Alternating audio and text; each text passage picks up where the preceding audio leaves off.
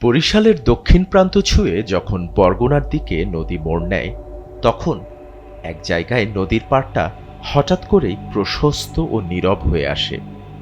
স্থানীয়রা একে বলে কালসাকো খাল। শীতল বাতাসে কাঁপুনি ধরানো সেই নিস্তব্ধ জায়গার পাশে একটা পরিত্যক্ত বটগাছ দাঁড়িয়ে আছে বহু বছর ধরে। গাছটাতে পাতা নেই, পাখিও বসে না, আর রাত হলে কাকরাও সেখানে উড়ে যেতে ভয় পায়। গ্রামের লোকমুখে শোনা যায় ওখানে কালো মন্ত্র চালাতো কাজী মাধব নামে এক অদ্ভুত মানুষ। অর্ধশত বছর আগের এক সময়ে সে ছিল গ্রাম জুড়ে প্রচণ্ড ভয় আর রহস্যের উৎস।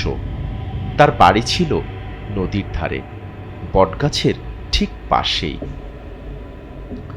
তখন ছিল আশ্বিন মাস। বরিশাল থেকে নৌকায় করে কলেজ পড়ুয়া রাকিব ফিরছিল তার নানার বাড়ি বরগুনার হাতেমপুর গ্রামে। নদীর পানি তখন শান্ত, কিন্তু দূরে কালসাকো খালের দিকটাই যেন কুয়াশার মতো গাঢ় অন্ধকারে ছেয়েছিল। নৌকার মাঝি রহিম কয়েকবার তাকিয়ে বলল, বাবা, ওই দিকটাতে না তাকানোই ভালো। রাত হলে ওখানে কিছু মানুষ কাঁদে, আর একটা আওয়াজ ভেসে আসে, যেন কারো গলা টেনে ছিঁড়ে খাওয়া হচ্ছে। রাকিব হেসে বলল, রহিম ভাই, ভূতটুত বলে কিছু নেই, এগুলো গ্রামের অলীক কথা। শুধু নদীর মাছ দিয়ে নৌকা চালিয়ে নিয়ে গেল। হাতেমপুরে পৌঁছে রাকিব খেয়াল করল গ্রামের মানুষজন যেন তাকে দেখে কিছুটা অবাক দৃষ্টিতে তাকিয়ে আছে। কেন জানি সবাই একটু দূরে দূরে থাকে। সে রাতে নানার কাছে জানতে চাইল, আচ্ছা নানা, গ্রামের সবাই যেন ভয় পায় আমাকে, কোনো সমস্যা? তার নানা ধীরে ধীরে বললেন, শুনেছি তুই নাকি সন্ধ্যার পর কালসাকো খালের দিকে তাকিয়েছিলি। রাকিব কিছুটা অবাক হলো, বলল, হ্যাঁ, নদীর ধার দিয়ে তো যেতেই হয়, তাতে কি হয়েছে? নানা একটি দীর্ঘশ্বাস ফেললেন। ওটা দেখলেই কিছু একটা লেগে যায়। তোর গায়ে কি কাটা দেয়? রাতে শ্বাস বন্ধ হওয়ার মতো অনুভূতি হয়েছে তোর? রাকিব মাথা নাড়ল, কিন্তু সত্যি কথা বলতে রাতে সে হঠাৎ করেই ঘুম ভেঙে জেগে ওঠে।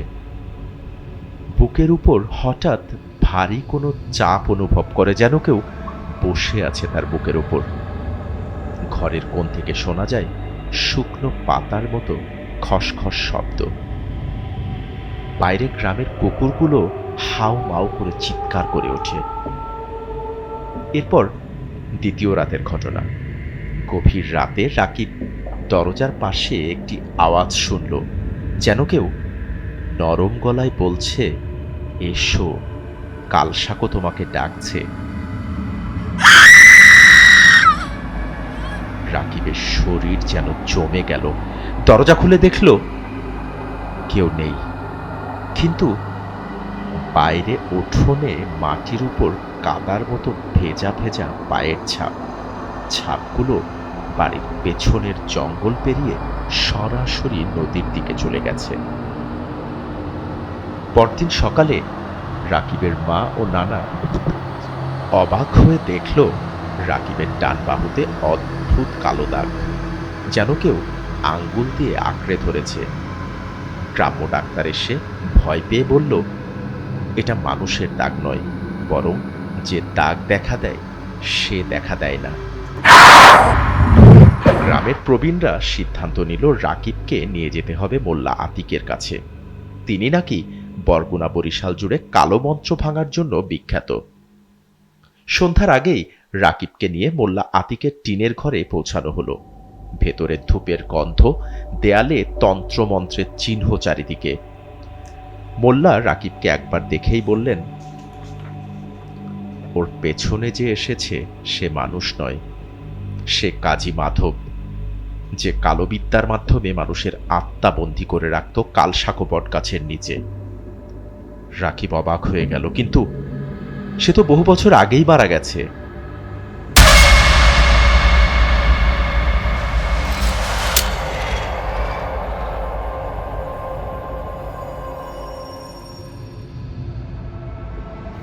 মোল্লা আতিক চোখ বন্ধ করে বললেন, হ্যাঁ, শরীর মরেছে ঠিকই, কিন্তু মাধব নিজেই তার আত্মাকে বেঁধেছিল ওই বটগাছের নিচে। সে এখনো খোঁজে, যার শরীর নিতে পারলে সে আবার বেঁচে উঠবে। তুই ওর চোখে ধরা পড়েছিস। রাকিবের বুক ধড়ফড় করে উঠল। মোল্লা আতিক বললেন, আজ রাতেই ওকে থামাতে হবে, না হলে পূর্ণ চাঁদের রাতে ও তোর শরীরটাকে সম্পূর্ণ কেড়ে নেবে। এরপর আস্তে আস্তে রাত নেমে এলো। নদীর উপর কুয়াশা জমতে শুরু করল। দূরে বটগাছটা যেন মানুষের মতো দাঁড়িয়ে আছে। মোল্লা আতিক, রাকিব, নানা আর দুজন পক্ষাঘাতগ্রস্তভাবে সাহসী যুবককে নিয়ে কালসাকো খালের পাশে পৌঁছালেন। হঠাৎ বাতাস থেমে গেল, চারপাশে একেবারে নিস্তব্ধ। হঠাৎ নদীর ওপার থেকে শোনা গেল, আসো, আমি তোমার অপেক্ষায়। কণ্ঠটা কোনো মানুষের নয়, যেন বহুদিন ধরে শুকিয়ে যাওয়া কোনো গলার আওয়াজ।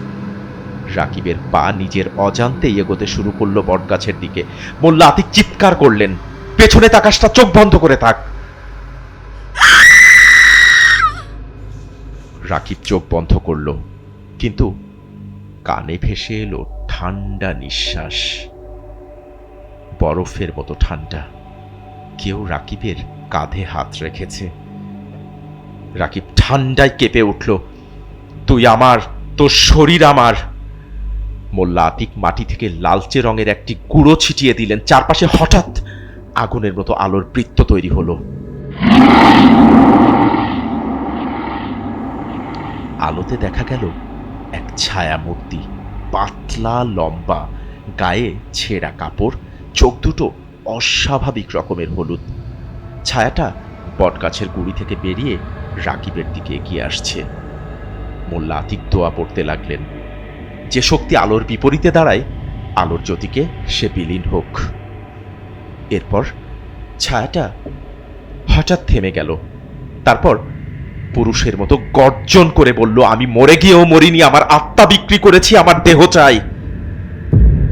রাকিব মাটিতে পড়ে গেল, শ্বাস বন্ধ হয়ে আসছে, চোখে অন্ধকার। মনে হলো কেউ যেন তার ভেতরে ঢুকছে, তার ইচ্ছে শক্তি টেনে নিচ্ছে। মোল্লা আতিক তাবিজ খুলে ছুড়ে দিলেন বটগাছের দিকে। আর্তনাদ করে উঠল ছায়ামূর্তিটি, না না, আমি ফিরে আসবো তোমাদের সবার মধ্যে। অল্প মুহূর্তেই ছায়াটা কুয়াশার মতো ছড়িয়ে গেল। বেশ কিছুক্ষণ পর রাকিবের জ্ঞান ফিরে এলো। সবাই স্বস্তির নিঃশ্বাস ফেললেও বটগাছটা তখনও দাঁড়িয়ে। তার গুড়ির ভেতর থেকে শোনা যেতে লাগলো ক্ষীণ কান্নার শব্দ, যেন কেউ বন্দী হয়ে আছে। মোল্লা আতিক কিছুটা কাঁপা কাঁপা গলায় বললেন, ওটা শেষ হয়নি, শুধু আজকের রাতটা কোনো মতে আটকানো গেছে। কাজী মাধব পুরোপুরি বিলীন হয়নি, সে ফিরে আসবে অন্য কোনো শরীর খুঁজতে। সেদিন রাতের পর রাকিব আর কখনোই বরগুনা কিংবা ওই গ্রামের দিকে যায়নি। বছরখানেক পর নদীর পাড় ভেঙে বটগাছটা আচমকায় পড়ে যায়, কিন্তু মাঝরাতে যখন কালসাকো খালের উপরে কুয়াশা নামে, গ্রামের মানুষ আজও বলে কেউ অনেক দূর থেকে ডাকছে। কারো গলা শুকিয়ে গেছে, তবুও ডেকেই চলেছে। দর্শক, এই ছিল আমাদের আজকের গল্পটি। আমাদের এই গল্পটি আমাদের কাছে রাকিব নামে একজন মেইল করেছেন। আমরা সেই গল্পটিকে তার মতো করেই আপনাদের সামনে উপস্থাপন করার চেষ্টা করেছি। আপনাদের কোনো মতামত কিংবা পরামর্শ থাকলে, কিংবা যদি কোনো গল্প পাঠাতে চান, আমাদেরকে মেইল করতে পারেন। আমাদেরকে মেইল করার ঠিকানা অতৃপ্তআত্মারগল্প@gmail.com। আপনাদের সুবিধার্থে বরাবরের মতো ডেসক্রিপশন বক্সে আমাদের মেইল অ্যাড্রেসটি দেওয়া রইল। আর আমি বাপ্পি খান আজকের মতো বিদায় নিচ্ছি আপনাদের কাছ থেকে। সবাই ভালো থাকবেন, সাবধানে থাকবেন।